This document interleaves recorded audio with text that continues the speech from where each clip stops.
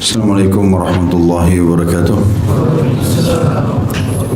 Alhamdulillah, wassalatu wassalamu ala rasulillah.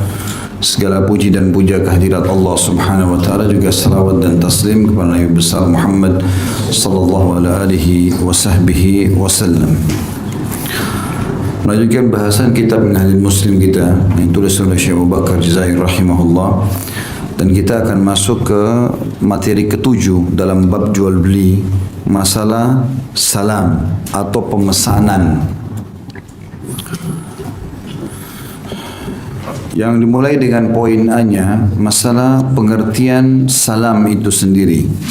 Kata beliau, salam atau salaf adalah jual beli barang berdasarkan penyifatan yang masih ada dalam tanggungan, di mana seorang muslim membeli satu barang dengan menetapkan sifat-sifatnya, baik barang itu berupa makanan, binatang, ataupun yang selain keduanya, yang penyerahannya ditangguhkan hingga batas waktu tertentu. Pemesanan harus menyerahkan uang ketika melakukan transaksi, kemudian ia menunggu penyerahan barang yang dipesannya hingga batas waktu yang telah ditentukan. Ketika waktunya telah tiba, maka penjual harus menyerahkan barang pemesanan kepada pemesannya. Itu pengertiannya dulu. Kemudian kita masuk dalam masalah hukum salam. Bagaimana orang kalau order barang, hukumnya dalam agama boleh atau tidak. Salam hukumnya boleh, karena termasuk bagian daripada jual beli. Sedangkan jual beli hukumnya boleh. Berdasarkan sabda Rasulullah sallallahu alaihi wasallam, "Man aslafa fi syai'in falyuslif fi kailin ma'lumin wa waznin ma'lumin ila ajalin ma'lum." Barang siapa yang memesan satu barang, maka ia harus memesannya dalam takaran dan timbangan yang diketahui hingga batas waktu yang telah ditentukan. Hadis ini riwayat Bukhari nomor 224, Imam Muslim 1604. Juga keterangan dituturkan oleh Ibnu Abbas radhiyallahu anhuma. Beliau berkata, qadima Rasulullah sallallahu alaihi wasallam al-Madinata wa hum yuslifuna fi thimari as-sanata was-sanataini wath-thalath. Suatu ketika Rasulullah SAW pernah ke Madinah, dan ketika itu penduduk Madinah biasa melakukan pemesanan buah-buahan dalam jangka waktu selama 1 tahun atau 2 tahun atau 3 tahun. Hadis ini riwayat Bukhari nomor 2253, Imam Muslim 1604. Berarti hukumnya boleh pesan barang. Poin C-nya tentang masalah syarat sahnya salam. Yang pertama, pembayaran dilakukan secara kontan, baik dengan emas, perak, atau pengganti dari keduanya sebagai alat pembayaran. Misalnya kayak kita uang kertas. Supaya tidak terjadi jual beli yang di dalamnya mengandung riba karena pembayaran yang ditangguhkan. Yang kedua, jadi maksudnya cash ini adalah kita kasih semuanya utuh. Jangan cuma sekedar tanda jadi tadi saya bilang, kasih semuanya utuh.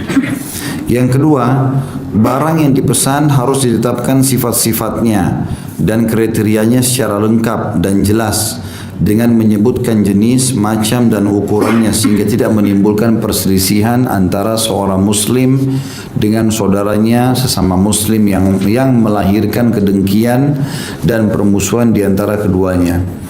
Beberapa hukum tentang salam. Yang pertama, jangka waktunya adalah jangka waktu di mana pasar-pasar telah mengalami fluktuasi harga seperti sebulan dan seterusnya.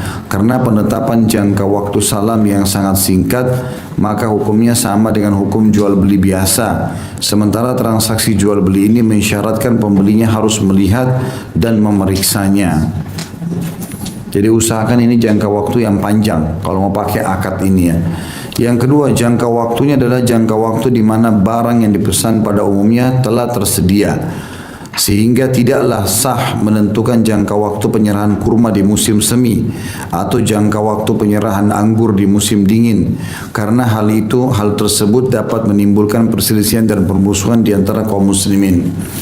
Ya, tadi hadis yang menjelaskan di zaman Nabi SAW waktu beliau hijrah di Madinah, itu sudah biasa masyarakat Madinah transaksi, misalnya si A punya kebun kurma, dia bisa menghasilkan sekian ton per tahun. Nah, saya sudah bilang, nanti semua hasil kebunmu saya beli.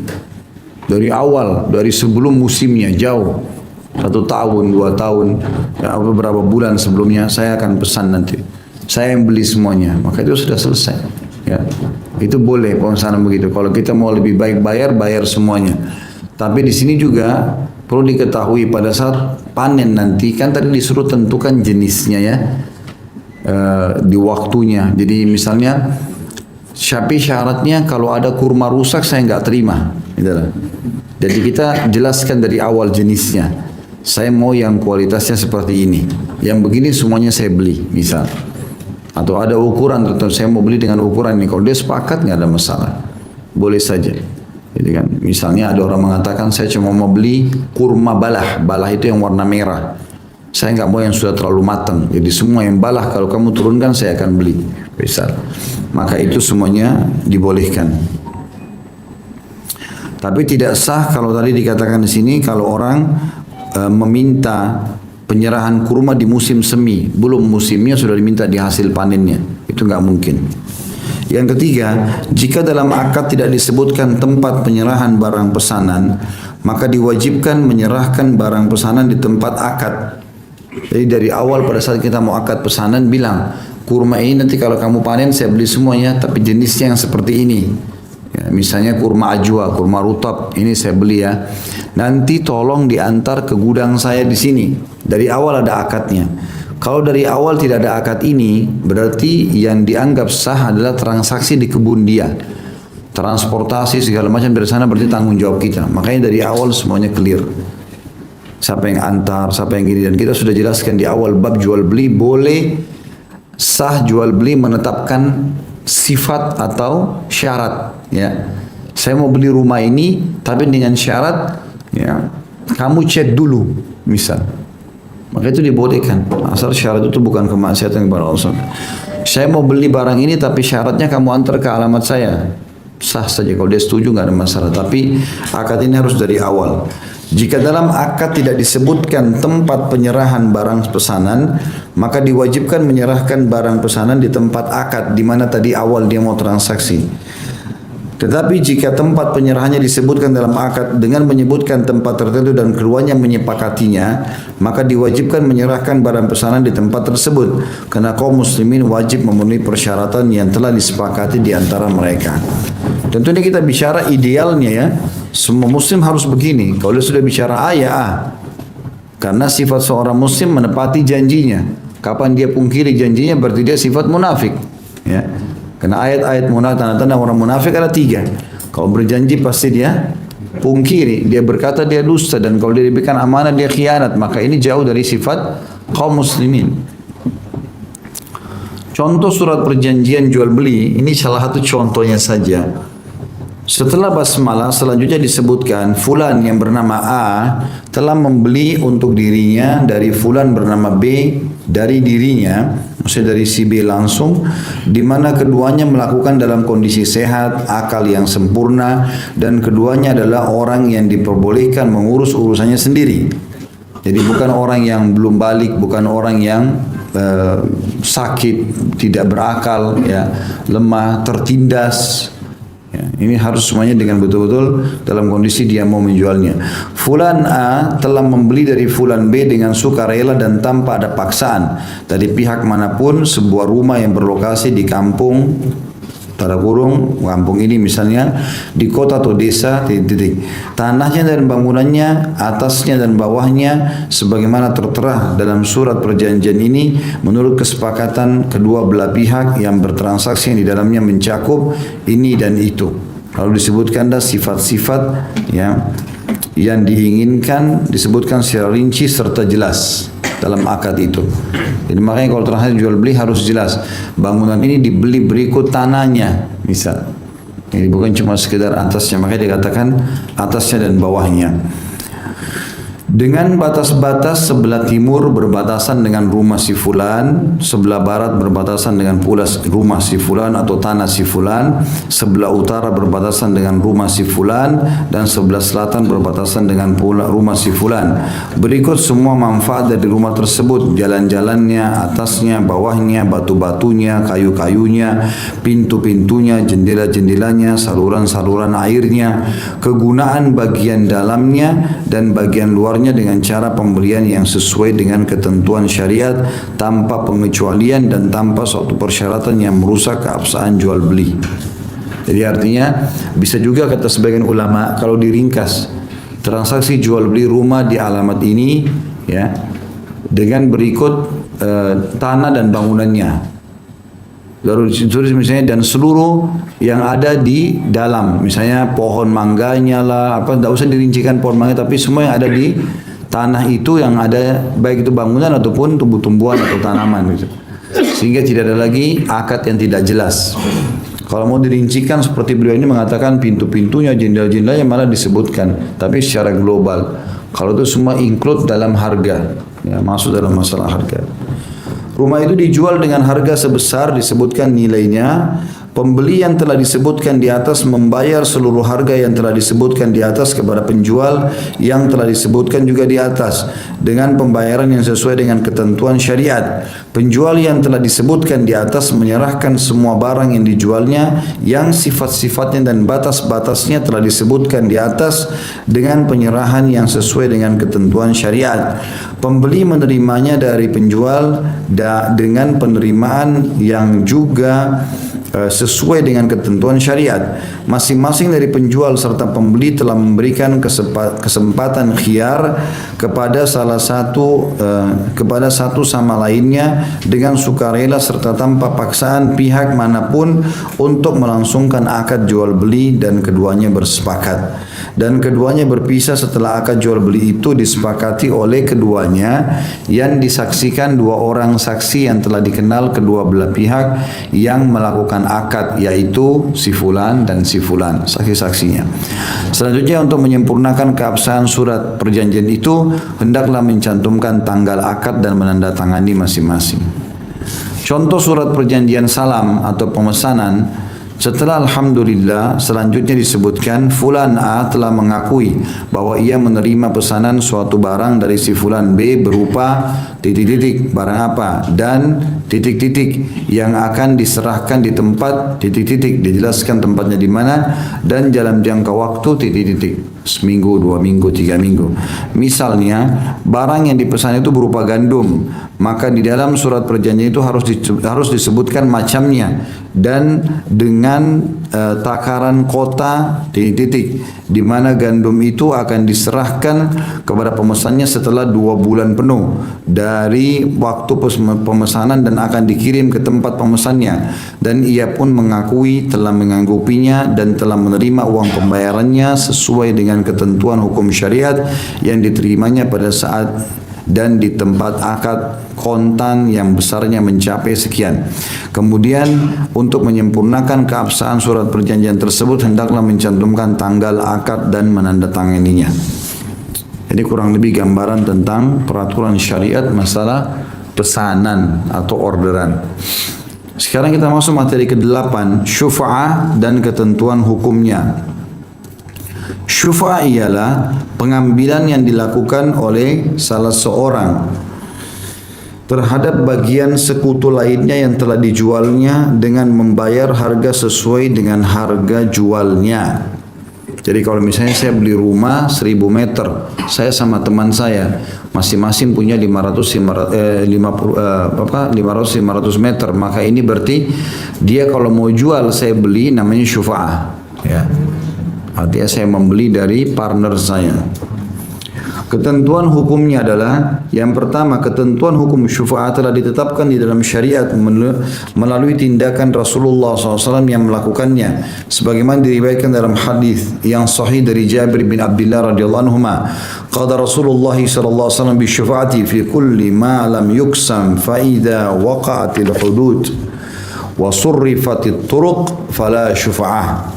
Rasulullah SAW telah menetapkan syufa'ah pada setiap barang yang belum dibagi, Tapi jika batas-batas telah ditetapkan serta cara-cara ditentukan, maka tidak ada syufa'ah di dalamnya. Hadis ini riwayat Bukhari nomor 2257, Muslim 1608. Maksudnya adalah rumah tadi 1000 meter yang saya beli atau tanah yang saya beli belum ada patokan pembagian, masih umum.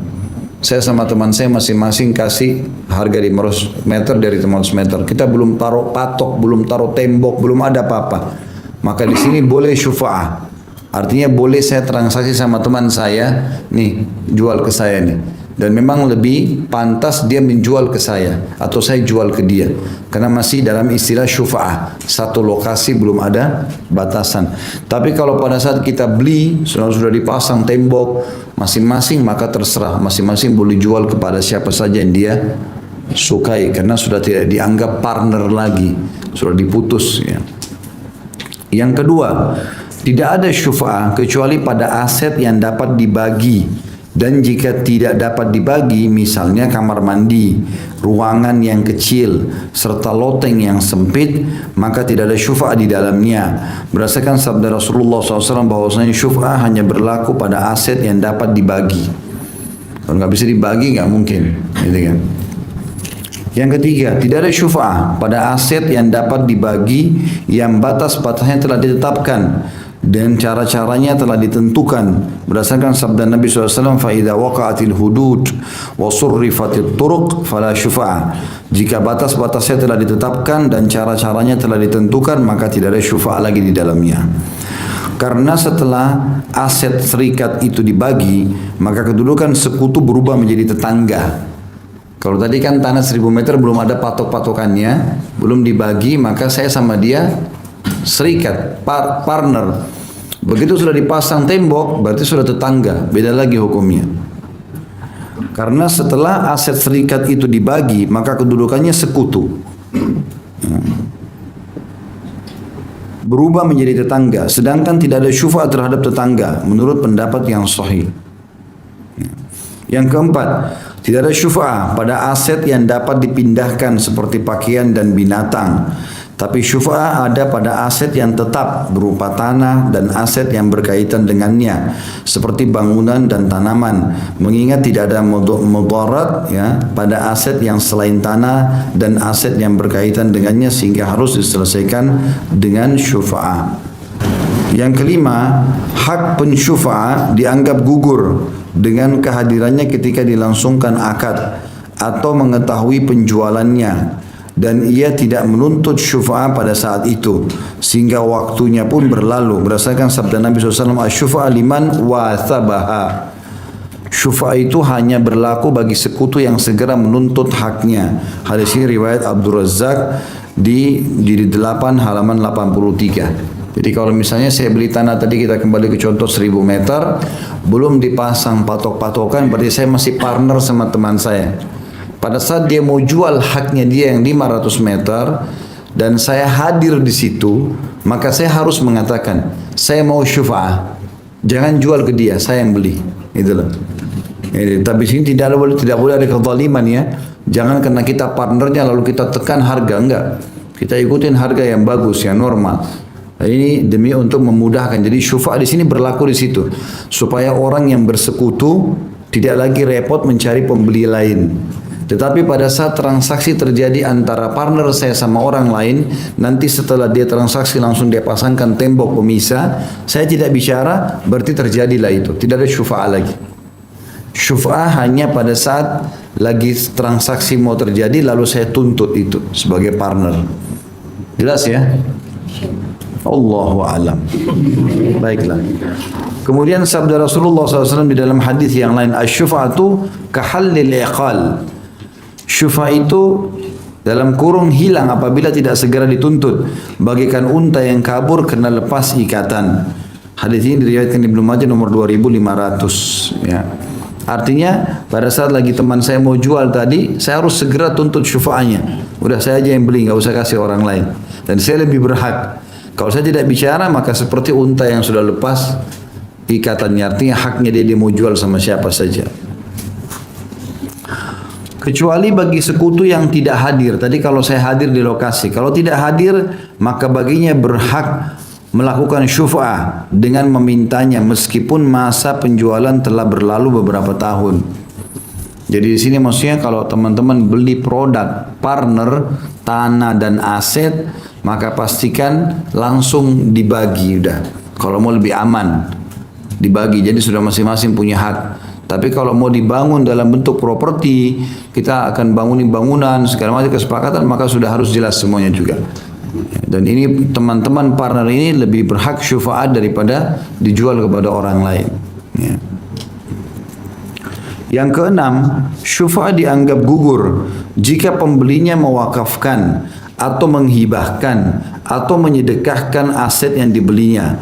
Karena menetapkan syufa'at pada aset yang demikian berarti membatalkan ibadah-ibadah di atas. Sedangkan menjaga keabsahan ibadah lebih utama daripada menetapkan syufa'at yang tidak dimaksudkan, kecuali menghilangkan mudarat yang mungkin akan terjadi. Kalau misalnya saya sama teman masing-masing beli, tapi saya sudah bilang dari awal, ini punya saya 500 meter, saya mau bangun masjid loh. Udah selesai, saya wakafin sekarang. Kalau dia wakafin, udah nggak ada lagi. Nggak boleh orang partner saya bilang, enggak, saya aja yang beli. Ya nggak usah diwakafin, nggak bisa. Wakaf, hibah, untuk amal soleh nggak boleh diganggu. Yang ketujuh, pembeli berhak memanen serta menanam yang terpisah jika ia membangun dan menanaminya. Maka sekutu yang menjadi pensyufa'ah dapat memilikinya dengan membayar harganya atau mencabutnya dengan mengganti kerugiannya, sehingga ia tidak menimbulkan mudarat dan tidak pula menjadi penyebab timbulnya mudarat. Kalau misalnya tadi teman kita kembali ke contoh yang sama, 1000 meter tanah, dia setengah, saya setengah. Berjalan waktu ternyata dia menanam pohon di situ, pohon ubi kah, mangga kah, saya enggak. Kemudian saya mau syufa'ah, saya mau beli punya dia. Di sini dikatakan oleh beliau pembeli, kalau saya mau beli, berhak memanen serta menanam yang terpisah jika ia membangun dan menanaminya. Maka sekutu yang menjadi pensyufa'ah dapat memilikinya dengan membayar harganya atau mencabutnya dengan mengganti kerugian. Berarti saya harus membeli pohon itu. Karena tanah sama tanah kosong, dia sekarang sudah tanamin atau dia bangun sebuah rumah, itu ada nilai tersendiri.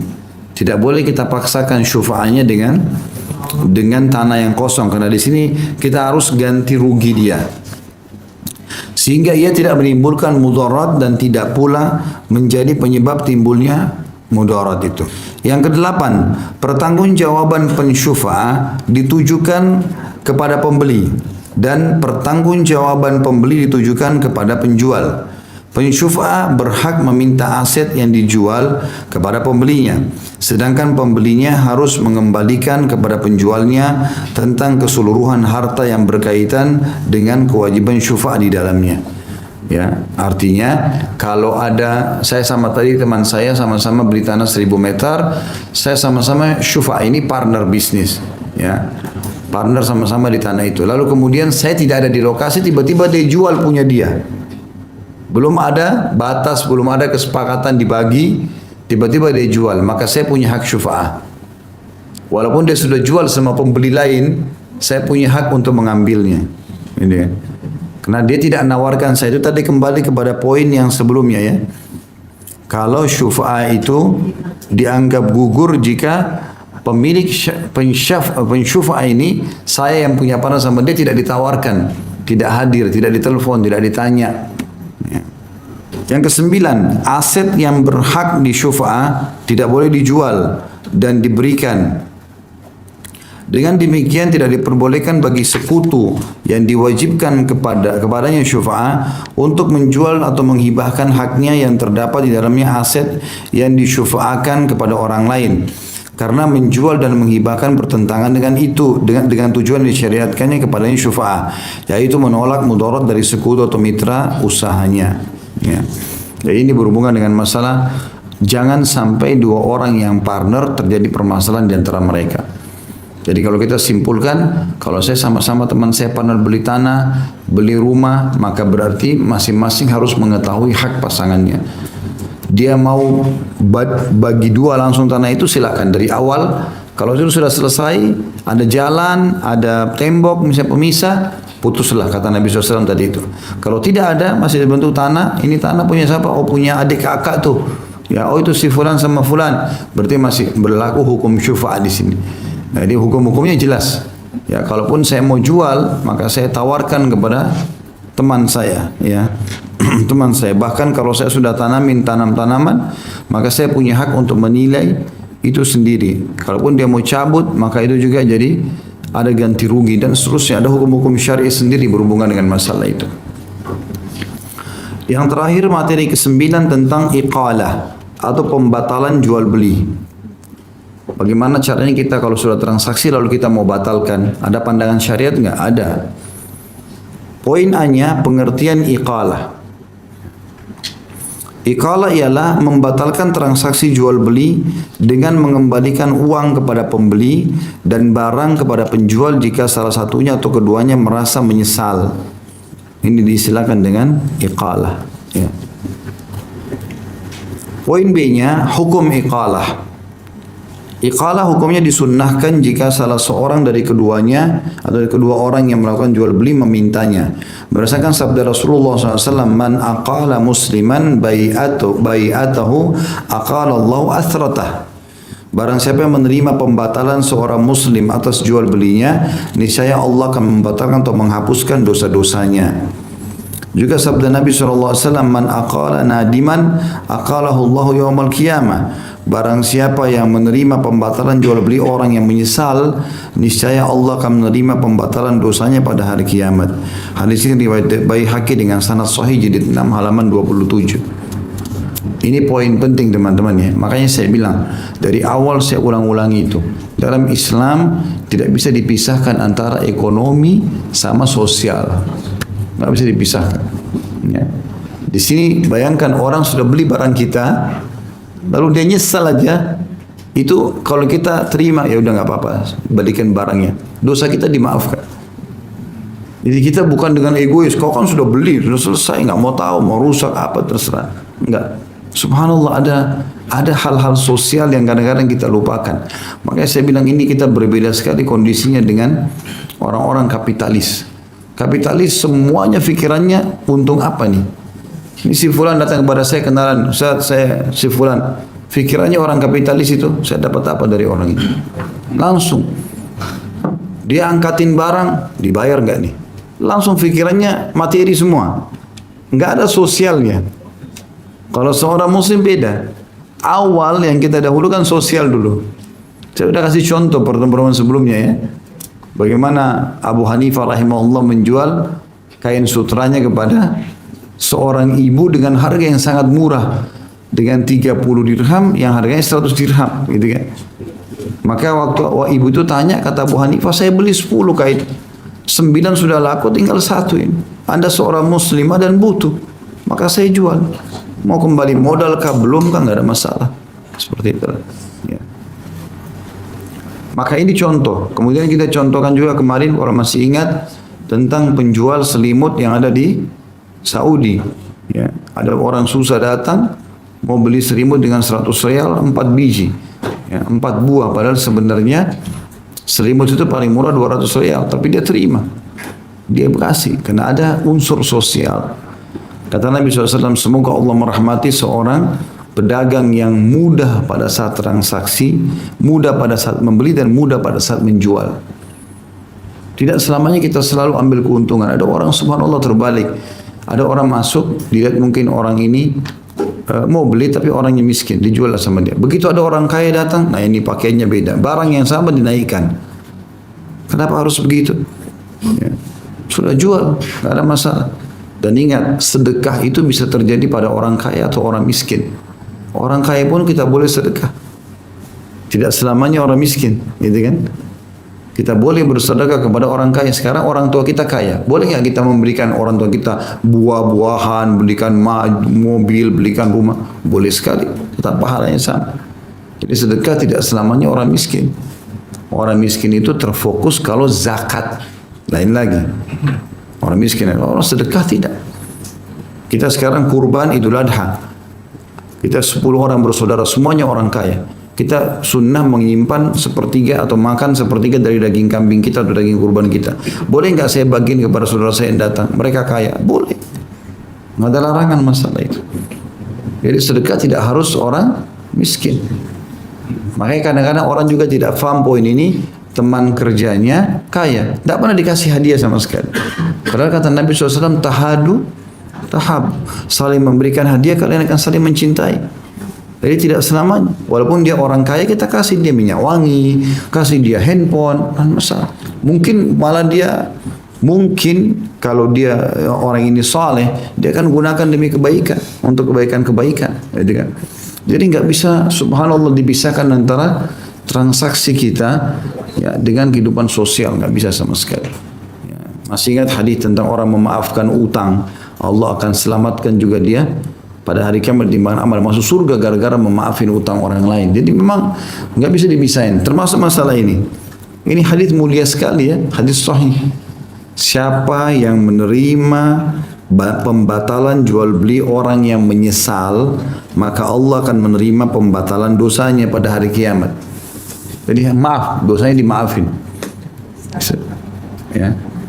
Tentu di sini juga ada konsekuensi ya. Di dalam Islam kedua belah pihak ini harus dituntut kejujuran bagi seorang muslim.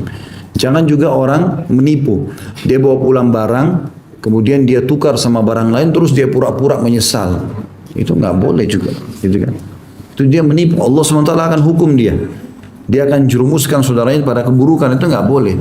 Tapi betul-betul kita beli barang, misal suami istri beli barang, mau tadinya beli TV misalnya untuk di rumah, atau mau beli kulkas. Suami istri sudah sepakat beli, tapi rupanya dua-duanya mau buat kejutan, suami beli, istri beli, mereknya sama, bawa pulang ke rumah, ngapain dua kulkas? Apalagi kulkasnya besar seperti pintu, Masya Allah. Nah sekarang gimana caranya? Baik, coba kembali ke penjual, salah satunya kembali, bisa nggak dikembalikan nih? Atau tukar produk lain, terima uang, beli lagi yang lain. Tuh, kalau diterima bagus, pengampunan dosa. Kan bisa terjadi. Kalau kejadiannya seperti itu, dan ingat, man ghasyana falaysa minna, kata Nabi SAW. Siapa yang menipu kami bukan dari golongan kami, bukan dari kaum muslimin. Innamal a'malu binniyat, Allah akan balas dengan niat. Dan ini membuktikan tentang keadilan Islam, bagaimana semuanya dengan kebaikan dan dituntut kedua belah pihak jujur, amanah. Bahkan kata Nabi SAW, kalau dua orang transaksi, dua-duanya jujur, Allah berkahi transaksinya. Yang jual produk, kata ulama hadis, walaupun produknya sederhana, akan bermanfaat jangka panjang bagi pembelinya. Dan uang yang dia terima, walaupun sedikit, akan berguna lebih banyak ya bagi orang yang menjual barang tadi. Jadi harus difahami poin ini ya. Sehingga memang pasar dalam Islam itu berbau agama semuanya. Membantu satu sama yang lain. Jadi kalau ada orang yang transaksi sama dia, kemudian orang bilang misalnya, saya tadi lihat harga di sebelah lebih murah. Oh iya, silakan ke sana beli. Kita bantu orang, silakan ke sana. Mungkin saya keliru. Kita boleh konsultasi tanya, produknya saya kok lebih mahal ya. Biarkan beli. Makin kita buka bagi orang lain, maka Allah makin bukakan kebaikan buat kita. Memang sudah begitu. Kalau orang-orang yang tidak paham ini, kalau orang datang ini produknya kok di sana lebih murah, itu kan palsu. Langsung vonis barang orang tidak baik. Kenapa ketawa? Berarti pernah begitu ya? Enggak, saya bercanda. Baik. Poin C-nya, beberapa ketentuan tentang masalah iqalah ini atau pembatalan transaksi. Yang pertama dijelaskan di sini adalah terjadi perbedaan pendapat di kalangan para ulama apakah iqalah itu berarti membatalkan akad jual beli yang pertama atau mengadakan akad jual beli yang baru. Pendapat pertama dipegang oleh Imam Ahmad, Imam Syafi'i dan Imam Abu Hanifah rahimahumullah. Sedangkan pendapat kedua dipegang oleh Imam Malik rahimahullah. Jadi ini berhubungan tambahan informasi tentang masalah hukum iqalah. Apakah kalau orang membatalkan transaksi jual beli dianggap itu masih bagian daripada akad transaksi awal? Itu dipegangi oleh tiga imam tadi, Abu Hanifah, Syafi'i dan Ahmad. Tapi Imam Malik mengatakan tidak. Kalau dia batalkan berarti itu dianggap akad baru. Transaksi pertama selesai, tapi ini sudah akad baru. Sehingga kalau dalam mazhab jumhur ulama sangat ditekankan penjual menerima itu. Kalau dalam Imam Malik tidak, dia punya pilihan di sini. Imam Malik punya pilihan karena dianggap itu akad baru. Kesannya ia mau mengembalikan ini seperti dia akad baru, dia kayak mau jual baru barangnya. Bukan pengembalian, tapi dia kayak jual nih kembali. Cuman dianjurkan dalam madzhab beliau penjual membeli dengan harga yang sama, terkecuali terjadi cacat, fisik, segala macam itu berbeda lagi. Maka itu dinilai dengan sendirinya. Dan sekali lagi di sini butuh kejujuran dua belah pihak. Allah Subhanahu wa taala yang ketiganya, kata Nabi SAW, ya Allah berfirman dalam hadis qudsi, aku adalah orang ketiga dari dua orang yang bersekutu. Ya. Ada orang partner, maka yang ketiganya adalah Allah Subhanahu wa taala. Allah menyaksikan itu. Yang kedua, iqalah dibolehkan jika sebagian barang yang dijual itu rusak, ya, dibandingkan sebagian yang lainnya. Ya, kalau ada alasan maka lebih besar lagi. Kalau tidak ada alasan pun boleh, kalau cuma menyesal.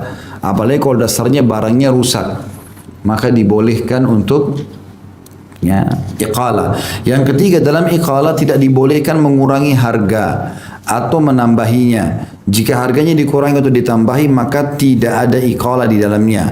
Sehingga ketika itu iqalah menjadi akad jual beli yang baru yang di dalamnya berlaku hukum jual beli yang disempurnakan dengan hak syufa'ah dan disyaratkan adanya serah terima pada jual beli makanan dan ketentuan-ketentuan hukum jual beli yang lainnya seperti sigat jual beli atau kalimat ijab dan kabul dan lain-lainnya.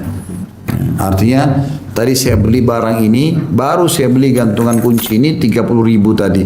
Terus saya nyesal, kayaknya di rumah masih ada yang masih bagus deh. Ini tolong dikembalikan ya. Ya sudah, ambil 30.000 nih barangnya diambil. Enggak boleh naik turun harga.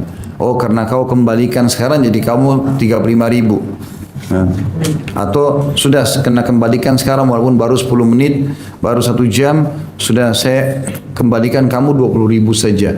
10.000-nya dianggap itu karena kamu membatalkan. Ini semua tidak boleh. Berarti dianggap itu bukan iqalah lagi. Tidak mendapatkan keutamaannya tadi. Karena ada fadilahnya kan. Diampuni dosa dia hari kiamat nanti. Jadi ini berhubungan dengan masalah materi ke-8. Kita akan masuk ke materi atau pasal ke-4. Beberapa jenis akad. Baik, materi pertama dalam beberapa akad yang mau dibahas adalah syirkah atau kerjasama, partner. Ya. Yang pertama, syirkah disyariatkan berdasarkan firman Allah Subhanahu wa taala dalam surah An-Nisa ayat 12. A'udzu billahi minasyaitonir rajim fahum syuraka'u fits thuluts. Maka mereka bersekutu dalam sepertiga itu. Ini dalam masalah hak waris ya. Kemudian firman Allah SWT juga, tapi saksi bahasan kita tentang masalah kalimat syuraka, partner. Ya. Dalam surah Shad ayat 24 juga berbunyi, A'udzubillahi minasyaitonirrajim wa inna katsiran minal khulata'i la yabghi ba'duhum 'ala ba'd. Dan sungguhnya kebanyakan dari orang-orang yang berserikat itu sebagian mereka berbuat zalim kepada sebagian yang lain. Ya, karena dia menipu, tidak ikuti akad dan seterusnya, ini bisa terjadi. Tapi Allah SWT menyebutkan tentang masalah orang yang berserikat di sini. Juga Rasulullah SAW bersabda di dalam hadis riwayat Abu Daud nomor 3383, yaqulullah ta'ala ana thalithu syarikaini ma lam yakhun ahaduhuma sahibah. Allah yang Maha Tinggi berfirman, aku menjadi pihak ketiga dari dua orang yang berserikat selama salah seorang dari keduanya tidak mengkhianati sahabatnya. Artinya Allah SWT akan berkahi, akan memudahkan transaksi jual belinya selama dua orang ini jujur dua-duanya. Juga sabda Nabi SAW, yadullahi ala syarikaini ma'lam yatakhawana. Tangan Allah di atas tangan dua orang yang berserikat selama keduanya tidak saling mengkhianati. Hadis ini riwayat Abu Daud. Dalam riwayat yang lain disebutkan, lafadznya disebutkan oleh Imam Al-Hakim dan disahihkan oleh beliau di 2 halaman 60. Ada di footnote 1366 ya. Yang kata Nabi SAW, فَإِذَا خَانَهُ خَرَجْتُ مِنْ بَيْنِهِمَا. Dan jika ia mengkhianati sekutunya, maka aku keluar dari keduanya. Yakni menghilangkan keberkahan dari harta keduanya. Yang kedua, syirik adalah persekutuan dua orang atau lebih dalam harta yang diperoleh melalui warisan dan lainnya, atau harta yang dikumpulkan di antara mereka menurut bagian yang telah ditentukan untuk dikelola dan dikembangkan di bidang perdagangan, perindustrian atau pertanian. Syirka terdiri dari beberapa macam. Yang pertama, syirka inan. Apa itu syirka inan? Serikat modal. Masing-masing meletakkan modal. Mau partner, masing-masing masukkan duit. Syirka inan adalah persekutuan dua orang atau lebih dari orang-orang yang dibolehkan mengelola sendiri hartanya. Maksudnya bukan anak kecil. Ya. Dalam mengumpulkan sejumlah modal dengan sistem pembagian yang telah ditentukan atau menanam saham dalam jumlah yang telah ditentukan atau ditetapkan atau disepakati, yang mereka kelola secara bersama-sama untuk mengembangkannya. Kemudian keuntungannya dibagi di antara mereka sesuai dengan besarnya saham mereka dalam permodalan. Begitu juga dalam kerugian, di mana mereka harus menanggungnya menurut besarnya saham mereka. Masing-masing dari mereka berhak mengelola syirka, baik atas nama dirinya atau sebagai wakil dari sekutunya, di mana ia berhak melakukan penjualan, pembelian, penagihan utang, pelunasan utang, mencari hutangan, mengajukan perkara ke pengadilan dan mengembalikan barang yang cacat. Singkatnya, ia berhak melakukan segala sesuatu yang berkaitan dengan kemaslahatan persekutuan atau serikat. Jadi kalau ada satu building kita beli dengan rumah 1 miliar. Ya, kemudian ini adalah bagi dua antara saya sama dia misalnya. Maka secara otomatis di sini masing-masing punya hak ya, untuk menjualnya. Karena apalagi masing-masing punya duit di situ ya. Yang penting sekarang kita sudah sepakat ini rumah kita jual ya. Jual berapa? 1,5 M. Baik, masing-masing mulai gerilya mencari orang. Lalu kalau terjadi transaksi sudah selesai. Gitu kan? Maka dianggap sah saja itu. Itu dianggap sah. Dan ini jangan ditarik ke masalah kepegawaian ya. Ini banyak orang tidak faham.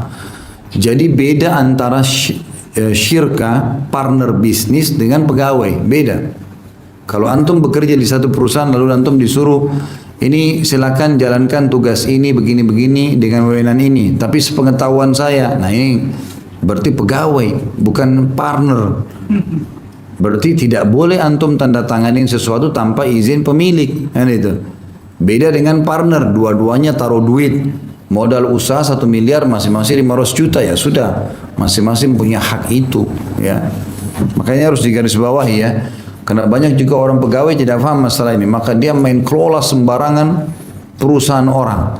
Tanpa izin, tanpa ini, tanpa segala macam. Dengan alasan dia sudah diberikan kepercayaan. Keliru.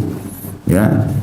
Beda antara akad kepegawaian dengan akad partner bisnis. Ya. Syarat-syarat keabsahan syirka, yang pertama hendaklah syirka dilakukan di antara orang-orang Islam. Ini prioritas. Ya. Karena non-muslim tidak dapat dijamin keamanannya dari perbuatan yang menyebabkan riba atau memasukkan harta haram ke dalam modal serikat, kecuali jika transaksi jual belinya dilakukan oleh anggota serikat yang muslim, maka itu tidak dilarang karena tidak terdapat kekhawatiran akan masuknya harta haram ke dalam modal serikat. Jadi kita nggak boleh mengajak partner sebenarnya orang non muslim, orang lebih begitu gambarannya. Jadi harusnya orang muslim, sama-sama muslim. Karena kalau orang non muslim apalagi sahamnya lebih besar, maka dia bisa lebih kuat suaranya. Akhirnya para penanam saham muslim cuma bisa bilang apa boleh buat, dia lebih besar sahamnya. Ya, terjadilah pinjaman uang riba, terjadilah ya gharar, menyita barangnya orang tanpa ini dan itu, ya menjual barang yang sudah expire, nggak boleh. Kan ini semua bisa terjadi karena orang non muslim tidak, pikirannya cuma uang, nggak mau rugi. Ya, itu sulit untuk dibendung. Ya, makanya seorang muslim dianjurkan partner dengan muslim yang lain. Dan di poin ini juga kita perlu garis bawahi, banyak di antara kaum muslimin tidak percaya diri. Seakan-akan tidak ada orang Islam yang bisa partner bisnis yang besar, atau dia sendiri tidak bisa mengembangkan potensinya. Ini keliru. Kita nggak boleh ciutkan diri kita. Kita harus membesarkan jiwa kita kalau saya mampu. Karena orang-orang itu juga menjalankan potensi waktunya sama 24 jam sama kita. Matanya juga dua, telinganya juga dua, hatinya juga satu. Kita bisa sama-sama dia, kenapa enggak? Cuma kita harus belajar, ya. Penyakit al-malas nggak boleh ada. Malas semua, nggak bisa, nggak tahu, nggak mampu. Ini salah semua. Kamus ini nggak boleh ada dalam Islam. Coba dulu, gitu kan? Bahasa Arab mengatakan jarib ta'rif. Kau akan coba tahu, kau coba tahu. Dengan kamu coba kau akan tahu, tapi tentu dengan ilmu, ya. Jangan juga kita menganggap saya kan muslim, tidak ada bidang, tidak ada ahlinya, lalu dahulukan saya daripada dia. Nggak bisa, kita juga harus punya ilmunya. Jadi kita nanti tidak menjerumuskan saudara kita pada kerugian, karena ini bahaya sekali. Ingat sabda Nabi SAW ini penting sekali, hadis sahih. Pernah kita singgung itu di bab adab dulu. Yang kata Nabi SAW dalam hadis sahih, siapapun laki-laki yang sengaja menjanjikan mahar kepada seorang wanita dan dia bohong, nanti kalau kau nikah sama saya akan belikan rumah, belikan mobil, wah apa, kalau perlu awan pun saya ambilin, ya. Jadi semuanya dijanjikan, tapi anggaplah dia bilang rumah, mobil, segala macam, dan dia tahu dia bohong, Allah tahu dia bohong. Dia tahu dia bohong, Allah tahu dia bohong. Dan dia bersumpah atas nama Allah sampai menghalalkan kemaluan wanita itu. Perempuan itu mau nikah gara-gara itu. Setelah nikah, kamu kan dulu janji saya begini. Itu kan dulu. Sekarang sudah lain. A'udzubillahi minasyaitonirrajim. Ini sahibnya syaitan ini, ya. Kata Nabi SAW, dia akan bertemu dengan Allah hari kiamat sebagai seorang pezina. Walaupun dia status suami, pezina di sisi Allah. Pezina di dunia, kalau sudah nikah dirajam, kalau di akhirat di neraka, naudzubillah, diapakan itu? Bahaya sekali. Ini berlaku juga pada perempuan, ya. Saya juga harus bela sesama jenis saya. Saya kalau nikah sama kau, saya akan sholat, saya akan tutup aurat, tapi ternyata setelah nikah bohong, dusta. Cuma mau dapat anak dari laki-laki ini kah, mau dapat harta kah, ini sama. Hati-hati. Allah Subhanahu wa taala Maha Adil dan tahu itu. Itu bertemu dengan Allah sebagai pezina, bahaya sekali. Dan kata Nabi SAW, siapapun yang ingin berhutang sama orang, kemudian dia tahu dirinya bohong, dia tidak mau membayar, dan Allah tahu dia bohong, gitu kan? Lalu dia bersumpah atas nama Allah sampai terhalalkanlah harta saudaranya muslim tadi, maka dia akan datang hari kiamat bertemu dengan Allah sebagai seorang pencuri. Pencuri, hati-hati. Jangan main-main soal seperti ini. Apa adanya teman-teman. Ingat, makin kita jujur, makin kita amanah, makin berkah. Jangan selalu ambil pelajaran dari orang-orang yang sudah gagal dan sudah jelas. Dengan dia manipulasi data, dengan dia putar balikan kata-kata, gagal. Gagal, kebohongan, penipuan, itu hanya berjangka waktu sebentar. Habis itu binasa, hancur. Tidak usah ambil hartanya orang. Jujur, amanah, jalankan, Allah berkahi. Dan keberkahan ini subhanallah luar biasa. Sampai ada seseorang pernah dikasih duit oleh Umar bin Abdul Aziz rahimahullah pada saat beliau jadi khalifah. Rupanya dia sebelum jadi khalifah sempat jadi gubernur Madinah, wali kota Madinah. Orang ini datang sering minta sumbangan. Lalu kemudian dia berkata kepada Umar bin Abdul Aziz, saya butuh bantuan, terima kasih kalau kau bantu, Umar harus kasih. Lalu Umar bin Abdul Aziz mengatakan, saya ini orang yang punya ambisi yang besar, saya punya angan-angan yang besar, tapi bukan hal yang haram, ya. Saya berharap Allah masih bisa memberikan saya jabatan lebih tinggi. Maksudnya setelah wali kota saya jadi khalifah. Waktu itu sebenarnya jarak untuk jadi khalifah jauh sekali. Tapi subhanallah mungkin karena orang niat baik, satu waktu Allah SWT jadikan Umar bin Abdul Aziz jadi khalifah. Lalu orang ini datang, dia mengatakan, gitu kan, hai Amir Mu'minin, Anda masih ingat dulu Anda janjikan kepada saya 1000 dirham atau berapa gitu. Kalau Anda menjadi lebih baik daripada wali kota, kata dia benar. Maka dikasihlah sama Umar bin Aziz kepada dia. Jujur, apa adanya dikasih. Sudah janji, ya sudah ini uangnya. Nggak ada janji palsu bagi seorang muslim. Maka orang itu menceritakan, dia bilang, demi Allah nggak ada harta lebih berkah daripada itu. 1000 dirham itu nggak habis-habis. Belanja ini kembali lagi, ini beli ini kembali lagi, dagang sedikit untung selalu. Berkahnya itu loh. Ya. Ini penting. Ada orang subhanallah kerja gaji 2 juta tapi jujur, amanah, berkah, dia hidup. Istrinya, anaknya 3, mertuanya numpang sama dia. Ada orang 50 juta tiap bulan nggak cukup-cukup, malah bolak-balik rumah sakit cuci darah, ya. Masalah ini, masalah itu, karena haram semua, ya. Jadi poin kita bicarain teman-teman bukan cuma sekedar hukum, tapi bagaimana kita fahami secara keimanan, sehingga penerapannya pun kita bisa amalkan. Ya. Yang kedua, syarat keabsahan syirkah. Ya. Setelah tadi dikatakan bekerjasama sama muslim, yang kedua modal dan bagian dari masing-masing anggota syarikat hendaklah diketahui, karena keuntungan dan kerugian adalah dua hal yang erat kaitannya dengan kondisi modal dan saham yang ada. Ketidaktahuan akan modal dan saham masing-masing anggota serikat dapat menyebabkan memakan harta orang lain dengan jalan batil yang diharamkan oleh Allah Subhanahu wa taala, tertera dalam Al-Qur'an surah Al-Baqarah ayat 188. A'udzu billahi minasyaitonir rajim wa la ta'kulu amwalakum bainakum bil batil al-ayah, dan jangan pernah sebagian kalian memakan harta sebagian yang lain dengan cara batil. Makna batil, menipu, ya, mencuri, apa saja. Sampai sebagian ulama ada yang lebih peka mengatakan siapa yang memberikan raut wajah yang berbeda dengan tujuannya bisa masuk dalam masalah penipuan. Seakan-akan dia senyum lalu ternyata dusta. Sampai ada bab dusta, kata para ulama, termasuk dusta kalau seseorang ditanya apa kamu lapar, dia bilang tidak, saya sudah kenyang. Bayangin aja. Apa kamu lapar? Iya, saya lapar. Muslim jelas. Gak ada samar-samar bagi dia. A ya A, B, lapar, kenyang. Gak usah basa-basi. Nah, itu. Jelas bagi dia. Mau nikah, nggak nikah, nggak suka. Jangan gantung orang. Selesai. Kan jelas. Ya. Dan itu harus menjadi sebuah prinsip hidup. Dan ini batil adalah berbahaya. Batil artinya haram. Bisa bermakna juga batil kecelakaan.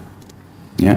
Sampai memakan harta saudaranya secara batil berarti akan mendapatkan kecelakaan dalam hidupnya, kebinasaan, hukuman berat. Jadi jangan ambil uang orang lain. Yang ketiga, keuntungan yang didapatkan dibagi sesuai dengan saham yang ditanam masing-masing anggota serikat, sehingga tidak boleh dikatakan tanda kutip keuntungan yang kita dapatkan dari kambing diperuntukkan bagi fulan A, sedangkan keuntungan yang kita dapatkan dari pohon rami diperuntukkan bagi si B, karena di dalamnya mengandung unsur ketidakjelasan dan penipuan yang diharamkan.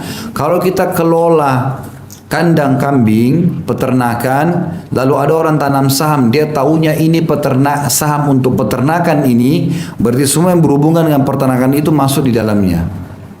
Ya, kambingnya, kemudian apa mungkin transaksi susunya, transaksi nanti bulu dombanya, semuanya nggak boleh kita lepas. Kecuali dalam akad pada saat awal kita mengatakan saya jual saham di sini hanya kambingnya.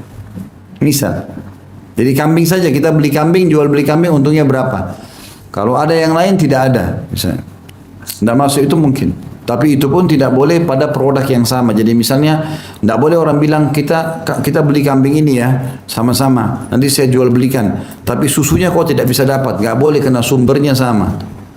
Kalau di dalam peternakan itu ada kambing untuk transaksi jual beli, ada kambing untuk diperah susunya, baru ini bisa dipisahkan. Jadi tidak boleh ada unsur ketidakjelasan dan penipuan yang diharamkan dengan apapun. Hati-hati walaupun dengan niat Allah tahu. Yang keempat, modal yang ditanam harus berbentuk uang, dan orang yang memiliki suatu barang dan bermaksud menjadi anggota sebuah serikat hendaklah ia menaksir barangnya dengan uang menurut harga yang berlaku pada hari itu dan memasukkannya ke dalam modal serikat. Karena kalau berbentuk barang maka tidak jelas nilainya. Sedangkan muamalah yang tidak jelas dilarang oleh syarikat karena akan menyebabkan hilangnya hak dan memakan harta orang lain dengan cara batil. Jadi kalau misalnya kita jual beli barang, toko kita lagi butuh modal. Nah, kita mau ajak orang lain ikut saham. Kalau dia mau masukkan duit, maka kita juga hitung barang kita, tapi bukan barang kita mengatakan. Nilai-nilainya berapa nih semuanya? Nilainya sekian. Berarti barang saya semua di toko nih 500 juta. Berarti kalau dia masuk 250 juta, dia punya 50% saham. Nah, di sini sebagian ulama mengatakan dibolehkan seseorang tinggal mengubah persentase. Jadi misalnya karena kita punya barang, kita punya toko, kita punya nama, dia cuma masuk modal, kita ambil 60%, dia 40% dari keuntungan. 70-30%, tidak ada masalah. Ini poin itu masih dibolehkan. Ya. Yang kelima, pekerjaan diatur menurut jumlah saham. Sebagaimana halnya keuntungan dan kerugian, di mana anggota serikat yang memiliki saham sebanyak seperempatnya hendaklah ia bekerja selama 4 hari misalnya. Demikian juga jika mereka mempekerjakan tenaga kerja, maka upahnya harus diambil dari bagian mereka sesuai dengan saham masing-masing. Ya. Jadi untung rugi ditanggung bersama. Untung rugi ditanggung bersama. Jadi kasusnya kalau misalnya untung ini 60, ini 40 berarti dapat begitu keuntungan. Kalau rugi ini juga tanggung 60, ini tanggung 40. Bahkan Syekh Abu Bakar rahimahullah lebih jauh lagi masalah itu. Jadi kalau misalnya antum partner sama orang, antum punya saham 60%, pemilik modal 40%, dalam membayar gaji pegawai juga dia 40%, antum 60. Lebih pekah lagi di situ, ya. Karena sesuai dengan saham. Nggak boleh kita gaji pegawai 2 juta, dua-duanya tanggung sama. Padahal sebenarnya saham kita lebih besar. Sampai seperti itu. Nanti Syekh Abu Bakar rahimahullah masuk lebih peka di poin kelima ini. Sampai pada saat transaksi ataupun apa, maka tetap sesuai dengan persentase itu. Jadi bukan cuma untung rugi saja. Yang keenam, jika salah seorang dari 2 orang yang berserikat meninggal, maka serikat dianggap batal. Begitu juga jika ia gila dan ahli waris dari anggota serikat yang meninggal atau wali dari anggota serikat yang gila berhak membatalkan untuk melanjutkan serikat dengan akad yang pertama atau yang terdahulu. Artinya boleh seseorang itu pada saat meninggal ahli warisnya ambil keputusan. Kalau itu sudah jadi warisan. Sekarang yang tadinya milik 1 orang, anaknya ada 3 berarti jadi milik 3 orang. Ada istrinya berarti milik 4 orang. Masing-masing punya persentase dalam hukum warisan gitu kan. Maka berarti di sini bebas si ahli waris mau lanjutin akad atau tidak. Tapi akad dengan yang sudah meninggal atau yang gila sudah dianggap batal dari awal. Dan kalau batal berarti pemilik usaha sudah harus mengembalikan apapun yang berhubungan dengan modal orang yang meninggal tersebut. Itu yang pertama, namanya syirka inan. Ya. Ini yang kedua ada syirka abdan sebenarnya ya. Saya akan baca ini insyaallah. Poin B, syirka abdan atau serikat kerja juga. Syirka abdan adalah persekutuan 2 orang atau lebih mengenai sesuatu yang hendak mereka kerjakan dengan badan atau tenaga mereka. Kalau tadi kan syirka inan modal sama modal. Sebagai contoh, 2 orang berserikat dalam memproduksi sesuatu atau menjahit pakaian atau mencucinya dan lainnya. Kemudian keuntungan yang diperoleh keduanya dibagi di antara keduanya atau sesuai dengan kesepakatan di antara keduanya. Jadi kalau misalnya saya sama-sama teman saya masing-masing sama-sama jual bakso. Kita sepakat nih sama-sama punya tenaga, ya modalnya berapa ya kita sama-sama. Lalu dua-duanya kerja.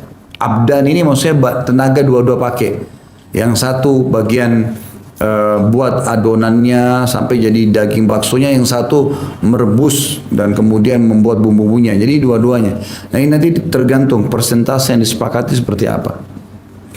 Adapun dasar hukum kebolehan syirka ini adalah hadis yang diriwayatkan oleh Abu Daud nomor 3388 bahwa Abdullah bin Mas'ud, Sa'ad dan Amr radhiyallahu anhum ajma'in berserikat mengenai harta rampasan perang Badar yang mereka peroleh dari harta kaum musyrikin, di mana saat itu Ammar dan Abdullah datang tanpa membawa sesuatu apapun, sedangkan Sa'ad datang sambil membawa 2 tawanan. Kemudian Rasulullah SAW memperserikatkan di antara keduanya, di mana hal itu terjadi sebelum disyariatkan ketentuan hukum pembagian ghanimah atau harta rampasan perang. Hadis sahih ya, riwayat Ahmad dan juga Malik juga Abu Hanifah. Jadi ini sebenarnya dasar hukumnya boleh atau tidak ya, walaupun ini sudah tidak berlaku lagi dalam ghanimah. Jadi pada saat itu ada sahabat kalau mau pergi jihad, mereka itu sepakat begini, kita berdua nih pergi jihad ya, apapun yang didapatkan oleh salah seorang di antara kita itu partner, bagi 2. Misalnya saya berhasil bunuh musuh ya, pada saat duel pedangnya sama perisainya punya saya. Tapi sudah sepakat dari awal berarti bagi dua sama teman saya. Kalau dia dapat saya juga bagi dua. Tapi ini awal-awal. Sebelum ada syariat tentang pembagian ghanimah harus diberikan kepada panglima perang. Panglima perang akan bagi sesuai dengan wewenang dia, gitu kan? Kalau sekarang poinnya sudah bukan begitu lagi ya. Kalau sekarang kalau orang menang dalam peperangan semuanya ghanimah, tidak boleh ada yang ambil tanpa hak dia. Harus diserahkan kepada panglima perang semua. Bahkan pernah Nabi SAW lewatin ada satu orang pembantu budak Nabi namanya Khirkira. Khirkira ini suka naikkan pelana kuda Nabi kalau perang, turunkan pelana, istirahatkan kuda Nabi gitu loh. Ya, ini yang dilakukan, menyiapkan pedang-pedang Nabi segala macam untuk berperang. Waktu pulang dari salah satu peperangan, rupanya Khirkira ini kena anak panah, mati. Maka para sahabat mengatakan berita gembira, masuk surga, mati syahid, masih di kancah peperangan, dan dia pembantu Nabi. Kata Nabi SAW, tidak, masuk neraka. Karena di kantongnya ada kain yang pernah diambil dari ghanimah. Rupanya diperiksa oleh sahabat, di kantongnya ada satu kayak sapu tangan. Rupanya dari Khaybar, dari benteng Yahudi. Itu mestinya dia store ke Nabi, nanti Nabi bagi rata. Terserah Nabi mau bagi ke siapa, tapi Nabi lihat nanti wewenannya. Ini enggak dikantongin, dicuri duluan, enggak mati syahid gara-gara itu. Jadi enggak bisa main-main soal ini. Ya.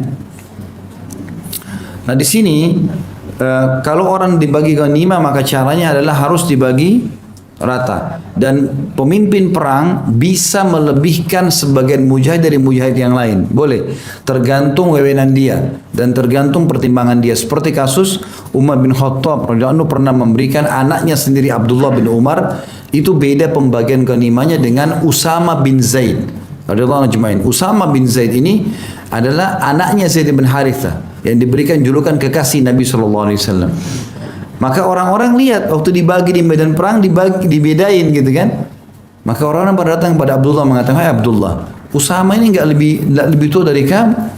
Umurmu sebaya. Sama-sama istilahnya waktu masuk Islam, sebaya lah. Bukan orang yang senior sehingga ibaratnya lebih banyak. Kok kau dikasih lebih sedikit?" Rupanya Abdullah penasaran, ditanya ayahnya. "Wahai ayahku," tanya Umar bin Khattab, "kenapa anda lebihkan Usama dari saya?" Jawaban Umar bin Khattab sebagai pemimpin, ya sesungguhnya ayahnya Usama, Zaid, lebih dicintai oleh Rasulullah SAW daripada ayahmu, dan Usama lebih dicintai oleh Nabi daripada dirimu. Gara-gara itu Umar kasih lebih Usama, gara-gara kedudukannya di sisi Nabi SAW. Beberapa ketentuan hukum yang berkaitan dengan syirka ini adalah, yang pertama, masing-masing dari dua orang yang berserikat harus mencari upah dan mengambil dari orang yang mempekerjakan keduanya. Ya. Jadi kalau dua-duanya bekerja, misalnya kita punya laundry, kemudian ada dua orang pegawai ini dua-duanya tugasnya mencuci atau dua-duanya tugasnya bersetrika, ya, menyetrika. Mereka partner di pekerjaan itu, ya. Maka di sini dua-duanya boleh menentukan gaji dari yang mempekerjakan. Ini sekarang sudah umum ya, pasti dikasih gaji, gitu kan. Dua cuci baju gajinya sekian. Yang kedua, jika salah seorang dari dua orang yang berserikat menderita sakit atau tidak dapat hadir karena udzur, maka keuntungan yang diperoleh sekutunya harus dibagi di antara keduanya. Ya. Ini tadi bentuk sosialnya. Saya panen sama teman saya, sama-sama buat bakso tadi, tapi satu hari dia sakit. Cuma saya sendiri yang kerja. Tetap saja nggak boleh saya bilang, kamu kan tidak datang hari ini, berarti kamu nggak dapat. Nggak. Namanya partner ya partner. Sakit ya kita udzur. Di sini nilai sosialnya sekali lagi ya. Yang ketiga, jika ketidakhadiran atau sakit yang diderita oleh salah seorang sekutu berlangsung dalam jangka waktu yang cukup lama, maka sekutu yang satu lagi yang sehat mencari orang lain yang menggantikan sekutunya yang sakit atau tidak hadir. Dan bagian untuk orang sakit atau tidak hadir tersebut diambil dari keuntungan yang diperolehnya. Ya, artinya orang yang sakit tadi diputuskan akadnya sudah, kemudian dia kasih kepada orang baru. Yang keempat, jika salah seorang dari dua orang yang bersekutu berhalangan hadir, maka sekutu yang satu lagi berhak untuk membatalkan serikat. Jadi boleh juga pilihannya, kalau tidak hadir nih, udah kamu kan tidak datang sudah berapa hari nih, udah kita putus aja deh, kita nggak partner lagi, masing-masing kerja. Nah itu boleh juga. Yang ketiga syirkat ujuh. Syirkat ujuh adalah persekutuan dua orang atau lebih dalam memperjualbelikan satu barang dengan kedudukan atau jabatan keduanya, dan keuntungan yang didapatkan harus dibagi di antara keduanya. Begitu juga halnya dengan kerugian, maka keduanya harus menanggungnya bersama-sama sebagaimana halnya dalam pembagian keuntungan. Jadi kalau misalnya kita beli sebuah rumah di satu kota, ternyata di situ memang ada orang yang punya kedudukan di kota itu, yang kalau kita beli atas nama dia maka akan dapat harga yang bagus, gitu kan. Nah, di sini kita mengatakan nanti kalau rumah ini dibeli dan saya jual, maka Anda dan saya sama dengan punya saham di situ. Nah, ini berarti wajib, walaupun dia tidak punya modal uang, tapi dia punya modal jabatan, ya. Sebagaimana dijelaskan dalam ini. Yang terakhir syirka mufawadah atau serikat dagang dengan hak serta kewajiban yang sama di antara anggotanya. Cakupan syirka mufawadah lebih luas daripada syirka inan.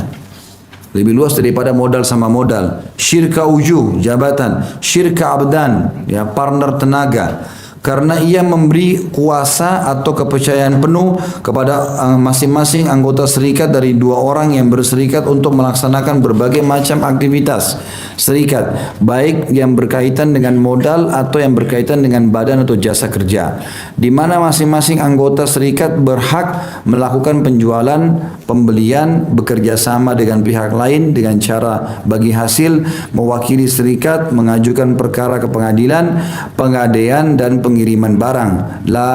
Lalu keuntungannya dibagi di antara keduanya menurut keuntungan yang telah disepakati dan kerugian ditanggung sesuai dengan modal masing-masing. Jadi misalnya kita buka usaha. Usaha itu memiliki misalnya 4 macam unit usaha lain. Kita buat sebuah PT, misalnya PTA.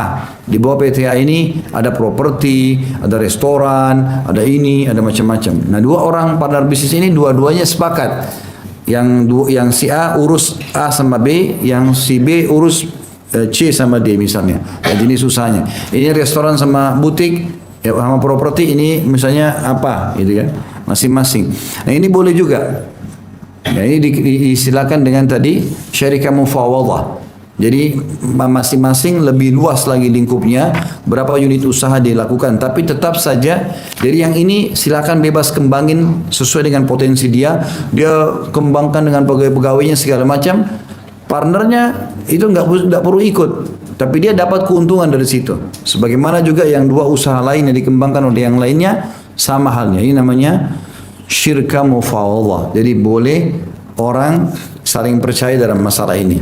Ya, tentu kalau kita sudah sepakati poin itu teman-teman sekalian, maka kita harus berikan kepercayaan penuh kepada teman kita tadi. Baik, begitu saja teman-teman sekalian, mudah-mudahan bermanfaat. Subhanakallahumma bihamdika, asyhadu an la ilaha illa anta astaghfiruka wa atubu ilaik. Wassalamualaikum warahmatullahi wabarakatuh.